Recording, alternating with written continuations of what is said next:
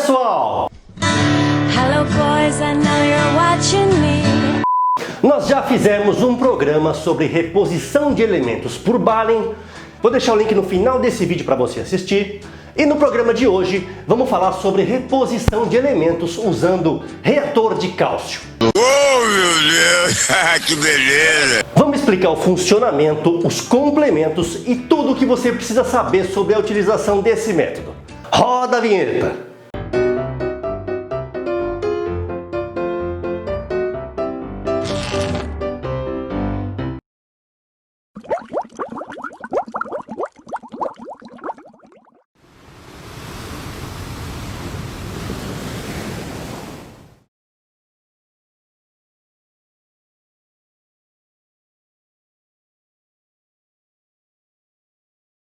Corais! Ah, corais! Que delícia que é ter esses animais num aquário marinho! Animais? Corais não são plantas? Filho da puta! Para com essa porra aí, meu irmão! Não, corais não são plantas e muitos possuem esqueletos calcários formados por carbonato de cálcio. Se você ainda tem alguma dúvida sobre isso, não deixa de assistir a série de vídeos sobre corais que nós fizemos. O reator de cálcio tem como ideia principal repor cálcio e carbonatos, que são necessários para a formação do esqueleto de carbonato de cálcio dos corais. Então, sem mais delongas, vamos entender o funcionamento de um reator de cálcio.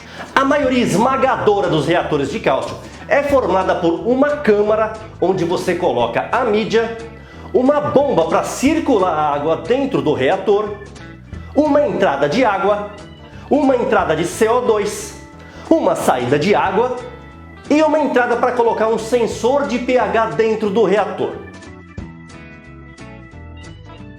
Então qual que é o lance? Primeiro, você enche o reator com uma mídia apropriada, que vai ser formada por carbonato de cálcio. Ah, Léo, mas não é isso que forma os esqueletos dos corais? Exatamente! Inclusive, algumas mídias vendidas são à base de esqueletos de corais. Quando não são o esqueleto, geralmente são aragonita, que tem a mesma formação do substrato que usamos em aquários marinhos. Com o reator cheio de mídias, você tem a entrada de água que vai alimentar o reator e mantê-lo cheio, a bomba que fica circulando a água dentro do reator e a saída de água. Já que tem água entrando, tem que ter água saindo. Mas é claro, burro! E onde é que está o pulo do gato? Na injeção do CO2 dentro do reator. Por quê? Porque quando você injeta gás carbônico ou CO2 dentro do reator, você baixa o pH dentro da câmara e a água fica ácida. Com a água ácida, a mídia de carbonato de cálcio dentro do reator começa a se dissolver e liberar cálcio e carbonatos, junto com a água que sai do reator, que a gente chama de efluente. Ah, mas como eu vou fazer para jogar CO2 dentro do reator? Para isso você vai precisar de um cilindro cheio de CO2 e uma válvula de regulagem. Na verdade você precisa de duas válvulas, uma de abertura e outra que nós chamamos de ajuste fino, que é onde você vai conseguir regular melhor a quantidade de CO2 que vai para o reator. Oh, mas como eu sei quanto de CO2 eu tenho que mandar para o reator? Vamos lá, há quem faça isso contando a quantidade de bolhas de CO2 que são inseridas no reator, já que a maior parte dos reatores tem esse dispositivo que mostra a injeção do gás dentro da câmara. Acontece que esse não é um meio muito seguro por duas razões. A primeira é que se a válvula de ajuste fino desregula, uma quantidade maior de CO2 vai ser inserida na câmara. A segunda é que se por acaso acabar a energia elétrica, o gás vai continuar sendo inserido na câmara e isso pode gerar grandes problemas para o caso da energia demorar para voltar, porque o pH da câmara vai baixar cada vez mais, já que as bombas não vão estar funcionando e a água vai ficar parada dentro do reator. Ah, Léo, mas então, se eu usar o reator de cálcio e a luz acabar, eu tô ferrado? Ah, se fudeu. Não se você tiver uma válvula solenoide. Uma válvula solenoide é um dispositivo usado para controlar o fluxo de um líquido ou de um gás. Ela é controlada por energia elétrica Então, para o nosso caso, quando a energia fosse interrompida, a válvula fecharia e impediria a passagem do CO2. Para você entender rapidinho o funcionamento de uma solenoide, dá uma olhadinha nessa ilustração. Aqui o líquido ou gás e a válvula sem alimentação de energia. Você vê que ela está fechada. Aqui, quando tem alimentação de energia, ela abre e libera a passagem. Ah, Léo, mas e se eu tiver algum problema com a válvula de regulagem? Pois é, existe um jeito muito mais seguro e confiável de você controlar a quantidade de CO2 que é injetado na câmara do reator. Na verdade, você não vai controlar a quantidade de CO2, você vai controlar o pH dentro da câmara. Vamos recapitular o funcionamento do reator de cálcio. Você injeta CO2 na câmara do reator para baixar o pH e dissolver a mídia, certo? Então, se você tiver a opção de controlar o pH dentro da câmara, fica mais fácil e seguro de usar o reator de cálcio. Ah, Léo, mas como eu vou fazer isso? Pois é, você vai precisar de um equipamento que faça isso. Se você tem um Apex ou um Aquarino, que são controladores de aquário, você só vai precisar do sensor de pH e configurar as regras. Caso contrário, existem alguns equipamentos que fazem esse controle, como esse da Milwaukee, por exemplo, mas não é muito comum de se ver por aqui. De qualquer forma, vamos explicar o funcionamento usando esse tipo de controle. Você define no equipamento ou nas regras do seu controlador a faixa de pH que deve ser mantida dentro do reator de cálcio. Por exemplo, vamos supor que você use uma mídia que se dissolva melhor num pH entre 6.6 e 6.8. Você vai configurar o seu equipamento para abrir a solenoide quando o pH for maior que 6.8 e fechar quando o pH for 6.6. Ah, não entendi essa regra. Vamos lá. Vamos supor que o seu reator já está rodando, mas sem injeção de CO2. Ou seja, a água dentro dele está circulando e você está injetando água no reator. Nesse ponto, o pH da água dentro do reator vai ser o mesmo do seu aquário. Na hora que você começa a injeção de CO2 no reator, o pH dentro do reator vai começar a baixar, porque a água vai ficar mais ácida. Quando o pH dentro do reator baixar até 6.6, o sistema de controle vai cortar a injeção de CO2 dentro da câmara. Como você está injetando água do aquário dentro do reator, a tendência é o pH dentro da câmara começar a subir de novo, porque a água do aquário vai entrar com um pH maior. Assim que o pH dentro da câmara chegar em 6.8, o sistema de controle vai abrir a injeção de CO2 e o pH na câmara vai começar a baixar de novo. Quando chegar em 6.6, ele corta e liga de novo em 6.8. Dessa maneira você vai ter o controle total do pH dentro da câmara e manter a mídia se dissolvendo no pH mais adequado. Existem alguns reatores que controlam automaticamente a entrada de CO2 através de um sensor que mede a quantidade de gás na câmara. Esses reatores dispensam o uso de um sensor de pH e o controle é feito apenas pelo fluxo da água que sai do reator. Ah, Léo, mas e esse lance de injetar água no reator?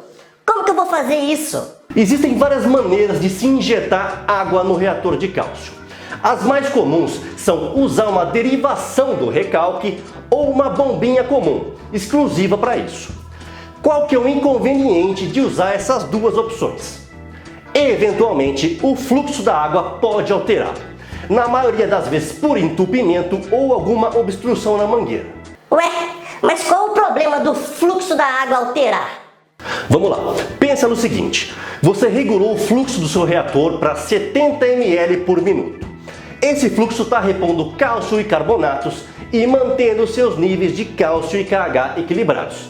Depois de alguns dias, o fluxo cai para 50 ml por minuto. O que vai acontecer? Não sei. Claro que seus níveis de cálcio e KH vão cair, porque vai repor muito menos do que a quantidade que estava configurada inicialmente. Então é importante manter o fluxo o mais estável possível para ter uma reposição adequada. Ah, Léo, mas se essas duas opções podem variar o fluxo, o que eu posso fazer para o fluxo não variar? A maneira geralmente escolhida por aquaristas para garantir o fluxo uniforme do efluente é o uso de uma bomba peristáltica. É o quê? Bombas peristálticas, como essa da Pacific Sun, são bombas dosadoras de fluxo contínuo. Elas utilizam mangueiras e um rolete que vão trabalhar para entregar o fluxo definido na configuração da bomba. Esse tipo de bomba tem muito menos problemas de alteração de fluxo e fazem a regulagem do reator de cálcio ficar muito mais simples e fácil. Ah, Léo, mas falando em regulagem, como eu vou fazer para acertar a injeção de CO2 e o fluxo no meu reator de cálcio para suprir a demanda que eu tenho? A regulagem do reator de cálcio, como você já pôde perceber se não for distraído, depende do pH dentro da câmara e do volume do efluente. Existe uma calculadora, que eu vou deixar o link aqui na descrição, que procura te auxiliar com isso. Mas eu confesso que eu nunca fiz uso dela. O jeito que eu regulo é o seguinte: deixa o pH dentro da câmara numa faixa que a mídia vai ser dissolvida. Alguns fabricantes indicam esse pH, inclusive, ou você pode perguntar para outros aquaristas que fazem uso da mesma mídia que você escolheu. Aí eu vou ajustando o fluxo do efluente. E claro que a gente vai precisar de testes para fazer isso. Por exemplo, vamos supor que eu acabei de instalar um reator de cálcio aqui e o pH indicado para dissolução da minha mídia é 6,7. Eu vou regular o pH da minha câmara para algo entre 6,6 e 6,8. E dependendo da população de corais duros no meu aquário, ou seja, dependendo do consumo diário, vou deixar o efluente mais alto ou mais baixo. Então vamos supor que eu tenha muitos corais duros e tenha um consumo diário alto. Eu vou regular meu efluente para 80 ml por minuto, por exemplo. A partir daí eu faço testes diários de KH. Se o KH diminuir de um dia para o outro, eu aumento o volume do efluente. Se o KH aumentou, eu diminuo o volume, até conseguir uma dosagem em que o KH se mantenha estável. Ah, Léo, mas eu não tenho controlador de pH e nem controle de efluente aqui. Aí, meu amigo, vai ser tudo meio no chute mesmo. Você vai contar as bolhas de CO2 por minuto que são injetadas no seu reator. Geralmente se começa com uma bolha por segundo e ir ajustando o fluxo manualmente. Vai funcionar? Vai. É seguro e mais fácil? Não. Mas e o cálcio? Eu não preciso medir também? Uma grande vantagem da reposição de elementos usando o reator de cálcio é que ele sempre vai fazer uma reposição de cálcio e KH de forma equilibrada. Então você pode fazer a regulagem medindo só o KH do seu aquário. Se você não conhece a importância do equilíbrio entre cálcio e KH, não deixa de assistir o vídeo que fizemos sobre o assunto. Ah, Léo, mas eu já vi uma tabela que fala que se eu aumentar o CO2 sobe uma coisa e que se eu aumentar o efluente sobe outra. Essa tabela quimicamente não faz nenhum sentido, porque a dissolução do carbonato de cálcio vai seguir quimicamente as mesmas proporções. Então, quimicamente, a liberação de íons de cálcio e carbonatos não vai ter mudança nas suas proporções. Então tá resolvido. Se eu colocar um reator de cálcio no meu aquário cheio de corais duros, não preciso me preocupar com mais nada. Também não é bem assim.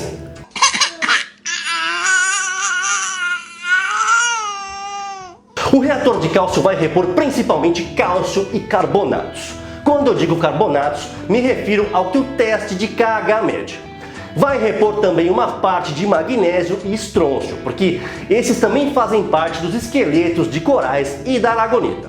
Entretanto, não vai repor satisfatoriamente potássio e elementos traços, que têm funções importantes no desenvolvimento de corais mais exigentes. E em breve a gente vai fazer um programa falando sobre elementos traços, como bário, cobalto, manganês, ferro, zinco, iodo, entre outros. Ah, então como eu vou repor isso? Existem diversos produtos destinados a esta reposição, como o componente ABC da Aquaforest, que repõe elementos traços, e o Kalium, que repõe potássio. Então, dependendo dos animais que você tem e da sua rotina com o aquário, vai ser interessante repor esses elementos quando se usa reator de cálcio. Para revisar tudo que a gente falou, eu vou mostrar o esquema que eu uso no meu aquário. Aqui você vê um cilindro de CO2, a válvula principal do cilindro, que fica toda aberta, e a válvula de ajuste fino, que controla a quantidade de CO2 que vai para o reator de cálcio.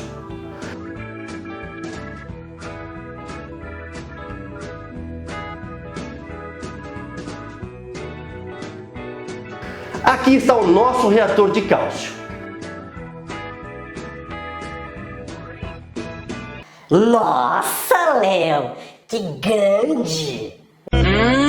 Boiola. Eu troquei meu reator antigo por esse da Pacific Sun porque meu reator antigo não estava dando conta de repor o consumo do aquário conforme meus corais estavam crescendo. Como o reator antigo era menor, eu precisava deixar o pH na câmara muito baixo e o efluente muito alto para conseguir repor, e isso baixava bastante o pH do meu aquário. O pH muito baixo no aquário influencia na esqueletização dos corais duros, e a gente já falou sobre isso em vídeos e em lives. E muito em breve vamos fazer um programa sobre a manutenção de corais duros e vamos explicar o porquê isso não é desejável. Enfim, eu tive que substituir o meu reator por esse maior para atender a necessidade que eu tinha. Como vocês podem ver, eu tenho muitos corais duros e praticamente 95% entrou nesse aquário como pequenas mudas. Conforme eles foram crescendo, a necessidade de reposição mudou drasticamente.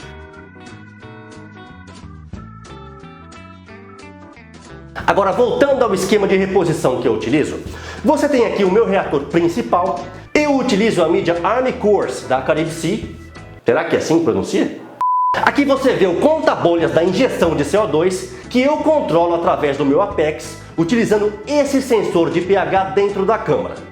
Eu mantenho o pH dentro da câmara entre 6,65 e 6,85.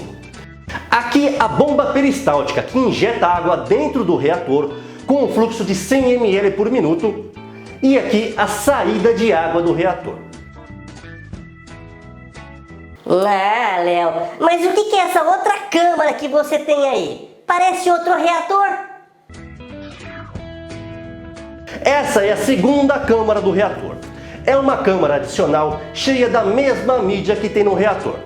Ela serve para que o reator de cálcio baixe ainda menos o pH da água do aquário, já que a água do reator vai passar por ela e ter o seu pH elevado um pouquinho antes de cair de volta no aquário. Ela não faz milagre, tá? Vai deixar o pH do aquário aí por volta de 0,05 mais alto, mas é melhor do que nada. Claro que seu uso não é obrigatório. Então, se você está incomodado em ver o seu pH muito baixo, principalmente à noite, pode usar esse recurso para deixar o pH um pouquinho mais alto. Inclusive eu vou deixar aqui na descrição do vídeo o link de um teste que a Buck Reef Supply fez sobre isso e que eu constatei exatamente a mesma coisa aqui.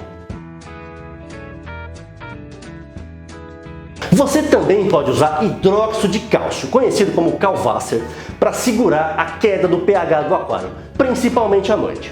Eu já usei esse recurso por alguns anos e funciona muito bem. A gente já fez um programa falando sobre Calvasser, mas em breve vamos fazer um mais detalhado e explicar como fazer isso. Ah, Léo, eu já vi gente que coloca mídia de magnésio dentro da câmara do reator. É verdade. Quem usa esse tipo de mídia geralmente coloca na proporção de 10% do total de mídia de carbonato de cálcio. E quando se usa duas câmaras, se coloca na segunda. A mídia de magnésio geralmente usada é a dolomita, e isso é opcional, tá? Então vai depender da sua demanda de magnésio e se você quer fazer a reposição dessa forma. E é isso, pessoal. O funcionamento de um reator de cálcio, à primeira vista, parece complicado. Mas depois que você entende o conceito básico e a química por trás dele, a compreensão é bastante simples. Se você ainda não entendeu o funcionamento de um reator de cálcio, volta esse vídeo e assiste com atenção. Fecha o WhatsApp, Instagram, Facebook, desliga a TV e assiste o vídeo prestando atenção. Eu tenho certeza que você vai de uma vez por todas entender como funciona um reator de cálcio. Conta pra gente nos comentários se você já usa, se teve trabalho para regular ou se está pensando em usar um reator de cálcio. Aproveita para comentar o que você achou desse vídeo e não esquece de se inscrever no canal e seguir a gente no Instagram, que, diga-se de passagem, é o Instagram mais informativo sobre aquarismo marinho que você vai encontrar. Um grande abraço e até o próximo Reef Show!